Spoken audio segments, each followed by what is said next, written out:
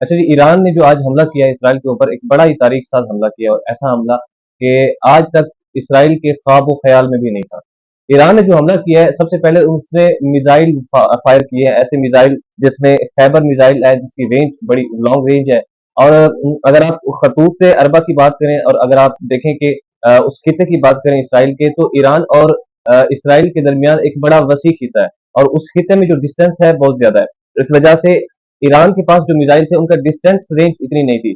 हाँ, अलबत्ता उसने एक बड़ी चालाकी का काम किया, और चालाकी किस तरह की है ईरान ने?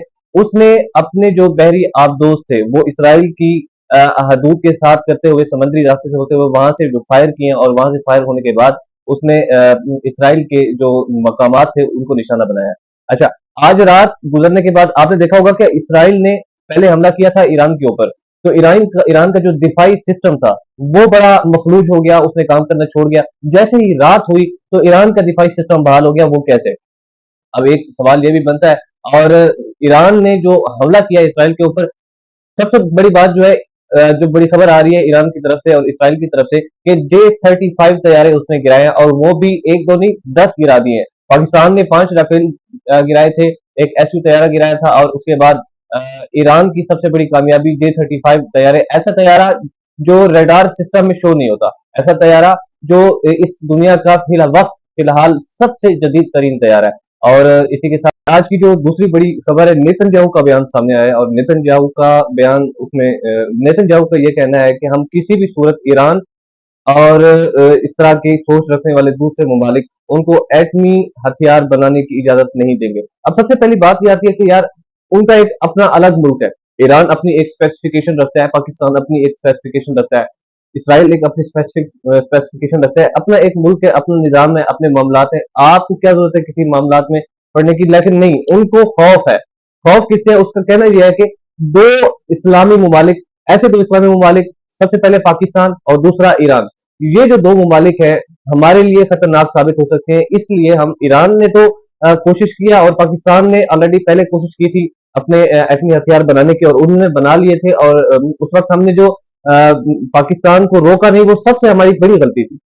नेतन्याहू का कहना है कि जब पाकिस्तान ने एटमी हथियार बनाए थे तो हमने उनको रोकने की कोशिश नहीं की थी, और उनको बनाने दिया था। ये हमारी सबसे बड़ी गलती है। और जब अब ईरान ये हथियार बनाने की कोशिश कर रहा है, तो हम वही अपनी गलती दोबारा दोहराने नहीं देंगे। और अब देखिए ना, अरब ममालिक है, खलीजी ममालिक है, जितने भी मुसलमान है, सबको इन्होंने मखलूज कर लिया है। अरब अपनी अयाशियों में मसरूफ है, नाच गानों में मसरूफ है, बड़ी बड़ी ऊंची ऊंची इमारत बनाने में मसरूफ है। और दूसरे दुनिया के ममालिक देख ले, जिनमें मुसलमान बसते हैं, तो मौलवियों को इन्होंने सिर्फ मसाजिद की हद तक रख दिया है कि आपने सिर्फ 5 नमाजें पढ़ानी है, रोजा, हज, नमाज, ज़कात, ये 10 देना है, और बाकी कुछ नहीं करना। तो अब सारे मामला उन्होंने कर लिए। अब खतरा क्या है? खतरा ये है कि जब ये एटमी हथियार, जब ये एटॉमिक एनर्जी इन ममालिक के पास आ जाएगी, हम ये जो जुल्म और बर्बरियत का निशाना बना रहे हैं, सदियों से ये निजाम जुल्म का चलता आ रहा है। फलस्तीन के साथ हम जो मामलात कर रहे हैं, दूसरे ममालिक के साथ हम एक पूरे जजीरे के, एक पूरे खिते के हम बदमाश बने हुए हैं, और इस तरह के मामलात कर रहे हैं, तो हमें रोकने वाला कोई नहीं होगा। जब यही एटमी हथियार इनके पास आ जाएंगे, तो इन्हीं के बलबूते पे ये हमें डराएंगे, धमकाएंगे, और हो सकता है कि हम अब हमारे ऊपर हमला भी कर दे। और इसी तरह ईरान का आज जो है एक मौका भी सामने आया है कि नेतन्याहू, ये किसी भी भूल में मत रहना कि हमारे पास वो हथियार नहीं है। हम किसी भी वक्त, इस किसी भी सूरत हाल में, अगर हमें जरूरत पड़ी तो हम वो हथियार इस्तेमाल करेंगे जो आपको शदीद नुकसान पहुंचाने की सलाहियत रखते हैं। और यही डर उनको, यही खौफ है जी उनको, जो है वो सदियों से सताया जा रहा है, और जिसकी वजह से वो एटमी हथियार बनाने से ईरान के ऊपर सर्जिकल स्ट्राइक करते हैं, रोकते हैं, मना करते हैं। और इसके साथ साथ अगर हम देखें पूरे खिते की सिचुएशन को, तो ईरान के साथ सिर्फ और सिर्फ इस वक्त पाकिस्तान, तुर्की, चाइना, सऊदी अरब ने भी हिमायत कर दी है। और इसके साथ अगर देखें इसराइल का, तो इसराइल के साथ खुलम खुला जो इस खिते का सबसे बड़ा जो बदमाश है वो अमेरिका है, और अमेरिका खुलम खुला उसको सपोर्ट कर रहा है। आपने देखा है सबसे अच्छा, पहले ये होता था, मजे की बात ये है, पहले ये होता था, हम जो है वो छुप छुप के कहते थे, या इस तरह की सरगोशियां होती थी कि जी इसराइल के साथ अमेरिका खड़ा है। कुछ लोग कहते थे नहीं, कुछ ममालिक कहते थे नहीं नहीं ऐसी बात नहीं, सिर्फ अफवाहें। अब अमेरिका जो है वो खुलेआम आ गया है।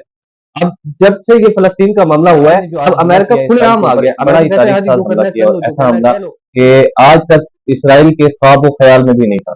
ईरान ने जो हमला किया है, सबसे पहले उसने मिसाइल फायर किए है, ऐसे मिसाइल जिसमें खैबर मिसाइल है, जिसकी रेंज बड़ी लॉन्ग रेंज है, اور اگر آپ خطوط اربا کی بات کریں اور اگر آپ دیکھیں کہ اس خطے کی بات کریں اسرائیل کے، تو ایران اور اسرائیل کے درمیان ایک بڑا وسیع خطہ ہے، اور اس خطے میں جو ڈسٹینس ہے بہت زیادہ ہے، اس وجہ سے ایران کے پاس جو میزائل تھے ان کا ڈسٹینس رینج اتنی نہیں تھی۔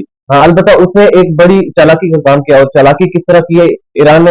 اس نے اپنے جو بحری آبدوز تھے وہ اسرائیل کی حدود کے ساتھ کرتے ہوئے، سمندری راستے سے ہوتے ہوئے وہاں سے جو فائر کیے، اور وہاں سے فائر ہونے کے بعد اس نے اسرائیل کے جو مقامات تھے ان کو نشانہ بنایا۔ اچھا، آج رات گزرنے کے بعد آپ نے دیکھا ہوگا کہ اسرائیل نے پہلے حملہ کیا تھا ایران کے اوپر، تو ایران کا جو دفاعی سسٹم تھا وہ بڑا مفلوج ہو گیا، اس نے کام کرنا چھوڑ گیا۔ جیسے ہی رات ہوئی تو ایران کا دفاعی سسٹم بحال ہو گیا، وہ کیسے؟ اب ایک سوال یہ بھی بنتا ہے، اور ایران نے جو حملہ کیا اسرائیل کے اوپر، سب سے بڑی بات جو ہے جو بڑی خبر آ رہی ہے ایران کی طرف سے اور اسرائیل کی طرف سے، کہ J-35 طیارے اس نے گرائے، اور وہ بھی ایک دو نہیں 10 گرا دیے۔ پاکستان نے 5 رافیل گرائے تھے، ایک ایسو طیارہ گرایا تھا، اور اس کے بعد ایران کی سب سے بڑی کامیابی J-35 طیارے، ایسا طیارہ جو ریڈار سسٹم میں شو نہیں ہوتا، ایسا طیارہ جو اس دنیا کا فی الحال سب سے جدید ترین طیارہ ہے۔